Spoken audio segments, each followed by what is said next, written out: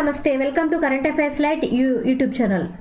ఇవాళ మన క్లాస్లో రీసెంట్గా జరిగినటువంటి కరెంట్ అఫైర్స్లో ఇంపార్టెంట్ కాన్సెప్ట్ నేర్చుకుందామండి. మీకు కనుక మా ఛానల్లో ఉన్నటువంటి వీడియోస్ అండ్ ఎక్స్ప్లెనేషన్ నచ్చినట్లయితే మా ఛానల్ లైక్ చేయండి, షేర్ చేయండి అండ్ సబ్స్క్రైబ్ చేయండి. Welcome to current affairs light YouTube channel. ఇవాళ మన కాన్సెప్ట్ వచ్చేసి Nayara energy. So Nayara energy అనేటువంటి కంపెనీ ఏదైతే ఉందో అది 600 కోట్ల రూపాయలని ఇన్వెస్ట్ చేసింది. ఎందుకోసం అంటే మన దేశంలో ఇథనాల్ ప్లాంట్స్ అనేవి ఒక 2 ఏర్పాటు చేయబోతున్నట్లుగా నయారా ఎనర్జీ వాళ్ళు తెలియజేశారు. సో ఇథనాల్ ప్లాంట్స్ ఎందుకోసం అంటే మనం ఎమిషన్స్ని తగ్గించడానికి, అంటే కార్బన్ ఉద్గారాలను తగ్గించడానికి మనం ఇథనాల్ని వినియోగిస్తూ ఉన్నాం. సో ఇథనాల్ బ్లెండింగ్ అనేది చేయడం కోసం ఇథనాల్ ప్లాంట్స్ని ఏర్పాటు చేసి మనం కార్బన్ ఉద్గారాలను తగ్గిస్తున్నాం.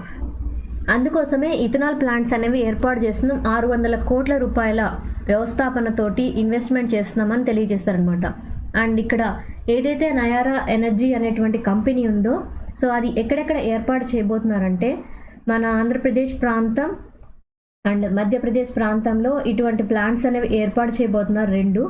అండ్ గవర్నమెంట్ పరంగా టార్గెట్ ఎంతంటే 20% వరకు ఉన్నటువంటి ఇథనాల్ బ్లెండింగ్ అనేది చేయాలి. అది ఫైనాన్షియల్ ఇయర్ 2026 కల్లా కూడా చేయాలని మన గవర్నమెంట్ భావిస్తుంది. ఇథనాల్ బ్లెండింగ్ ఎందుకోసం చేస్తూ ఉంటారంటే మ్యానుఫ్యాక్చరింగ్ కంపెనీస్ ద్వారా కార్బన్ ఉద్గారాలను తగ్గించడానికి చేస్తుంటారు. సో ఇక్కడ వీళ్ళు ఏర్పాటు చేయటువంటి ప్లాంట్ పరంగా ఒక్కొక్క ప్లాంట్లో నియర్లీ 200 కిలోలీటర్స్ పర్ డే అనేటువంటి బ్లెండింగ్ చేయాలని వీళ్ళు భావిస్తున్నారనమాట. అంటే ఒక రోజుకి 200 కిలోలీటర్ల వరకు కూడా ఇథనాల్ బ్లెండింగ్ అనేది చేయాలని భావిస్తున్నారు. దాని ఫ్యూచర్లో నియర్లీ 1000 కిలోలీటర్లు పర్ డేగా కూడా మార్చాలని భావిస్తున్నారు ఫ్యూచర్లో. సో ఈ కంపెనీ పరంగా అయితే రిటైల్ ఫ్యూయల్ పరంగా ఏదైతే ఉందో ఎక్స్పాండ్ చేసి నియర్లీ 50% వరకు కూడా ఈ యొక్క స్టేషన్స్, అంటే ఈ కంపెనీ పరంగా ఉన్నటువంటి గోల్స్ ఏవైతే ఉన్నాయో స్టేషన్స్ని 50% వరకు కూడా పెంచాలి 2030 కల్లా అని భావిస్తుంది. ఇథనాల్ బ్లెండింగ్ ద్వారా వాళ్ళ యొక్క కంపెనీ నుంచి వచ్చేటువంటి ఎనర్జీ, అంటే ఇక్కడ వచ్చేటువంటి ఎథనాల్ ఏదైతే ఉందో అది ఎక్కువగా అందరు వినియోగించుకునే విధంగా అందుబాటులోకి తీసుకొని రావాలని ఈ కంపెనీ భావిస్తుంది. ఫోన్పే. సో ఫోన్పే అనేది మనం యూజ్ చేసేటువంటి మొబైల్ వ్యాలెట్ అనమాట. ఈ వ్యాలెట్ ఈ వ్యాలెట్ ఎందుకు న్యూస్లో వచ్చిందంటే రీసెంట్గా వీళ్ళు యూపీఐ పేమెంట్స్ అనేవి శ్రీలంకలో కూడా స్టార్ట్ చేయడం జరిగింది. సో శ్రీలంకలో వచ్చినటువంటి ఈ పేమెంట్ ఆప్షన్ ఏదైతే ఉందో దానికి వాళ్ళు పెట్టుకున్న పేరు ఏంటంటే లంకా పే అనమాట. మనమేమో ఫోన్పే అంటున్నాం, శ్రీలంకలో దాన్ని లంకా పే అనేది తీసుకుని వచ్చారు. బట్ ఈ లంకా పేలో ఉన్నటువంటి ఒక ఇంప్రూవ్మెంట్ ఏంటంటే అది ఇండియన్ టూరిస్టులకి ఉపయోగపడబోతుంది.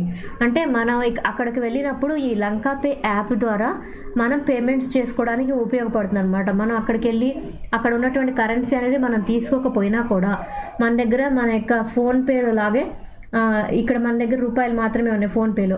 అక్కడికి వెళ్ళి మన లంకా పే యాప్ ఏదైతే ఉందో దాన్ని డౌన్లోడ్ చేసుకొని మన దగ్గర ఉన్నటువంటి ఇండియన్ రూపీస్, మన రూపీస్ ఏవైతే ఉన్నాయో వాటిని ఇన్స్టెంట్గా ఈ వ్యాలెట్లోనే వాటిని శ్రీలంకన్ రూపీస్గా మార్చుకోవచ్చు. శ్రీలంకలో ఉండేటువంటి రూపీ పరంగా ఏదైతే కావాలో వాటి పరంగా డిజిటల్గా మార్చుకోవచ్చు అనమాట. ఇది ఎలా సాధ్యపడుతుంది అంటే శ్రీలంకలో అక్కడ ఉన్నటువంటి రేటు పరంగా అక్కడ ఉన్నటువంటి డబ్బుల పరంగా ఏ విధంగా మన కరెన్సీని మార్చుకోవచ్చు. అంటే మన ఇండియన్ రూపీని అక్కడ ఏ విధంగా మారుస్తారంటే అక్కడ ఉన్నటువంటి లంకా క్యూఆర్ కోడ్ ఏదైతే ఉంటుందో, అంటే అక్కడ ఫోన్పేకి ఒక క్యూఆర్ కోడ్ శ్రీలంకలో ఏదైతే ఉంటుందో దాన్ని స్కాన్ చేసినప్పుడు ట్రాన్సాక్షన్ చేయడం కోసం మన వ్యాలెట్లో ఉన్నటువంటి ఇండియన్ రూపీస్ ఏవైతే ఉంటాయో అక్కడ శ్రీలంకన్ రూపీకి ఎక్స్చేంజ్ రేటు పరంగా ఎంతైతే వస్తాయో దాని పరంగా ఈ వ్యాలెట్లోనే కన్వర్షన్ అనేది జరుగుతుంది అనమాట. సో ఆటోమేటిక్గా మనం అక్కడికి వెళ్ళి మనీ అనేది మార్చుకోవాల్సిన అవసరం లేదు. మనం ఎక్కడికైనా ట్రావెల్ అయినప్పుడు మన రూపీస్ని ఆ దేశం యొక్క కరెన్సీలోకి మార్చుకొని అక్కడ ఉపయోగించుకుంటాం. కానీ ఇక్కడ మనం ఏది మార్చాల్సిన అవసరం లేదు.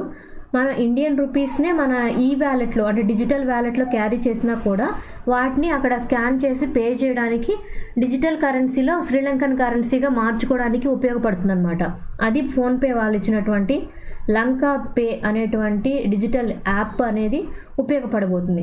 సో ఇంటర్నేషనల్ పేమెంట్స్ పరంగా ఫోన్పేకి ఎవరు ఉన్నారంటే ప్రజెంట్ సీఈఓగా రితేష్ పాయ్ గారు వర్క్ చేస్తున్నారు. జపాన్ అండ్ యుఎస్ కలిసి హైపర్సోనిక్ మిసైల్ ఇంటర్సెప్టర్స్ అనేవి ఏర్పాటు చేస్తున్నట్లుగా తెలియజేశారు. అండ్ ఇది ఏ విధంగా అంటే మనకి మిసైల్ ఇంటర్సెప్టర్స్ అనేటి వాటిని ఏమంటారంటే యాంటీ బ్యాలిస్టిక్ మిసైల్స్గా పిలుస్తుంటారు. So anti ballistic missiles anti ballistic మిసైల్స్గా పిలుస్తుంటారు.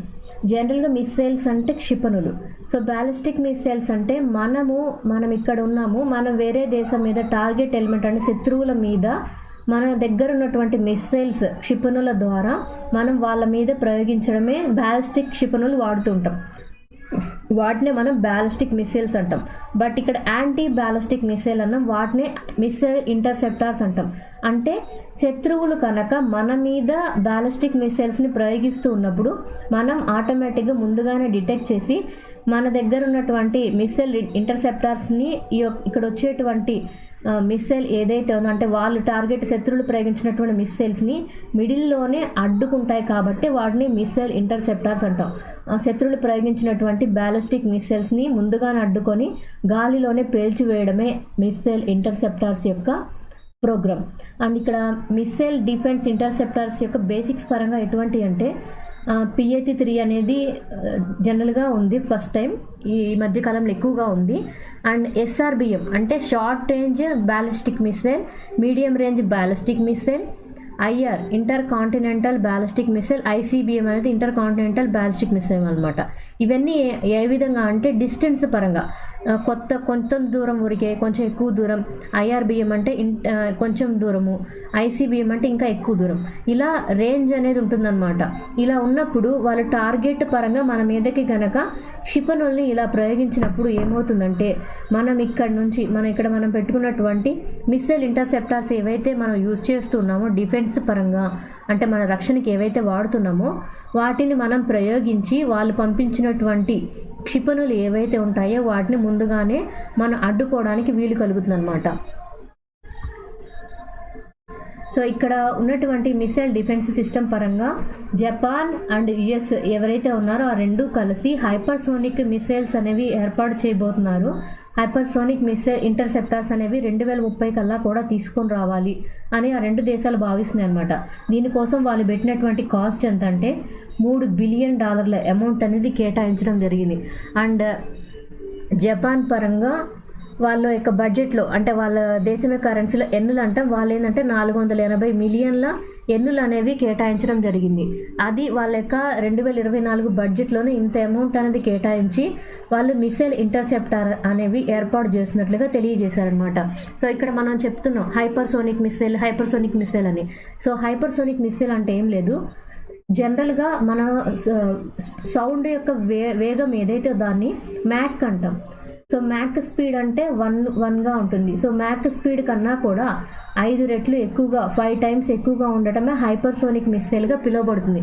అంటే మనం ఇక్కడ ఉన్నటువంటి ధ్వని వేగం కన్నా కూడా 5 రెట్లు వేగంగా ప్రయాణించేటువంటి మిసైల్స్ని మనం ఇక్కడ ఏర్పాటు చేస్తున్నాం.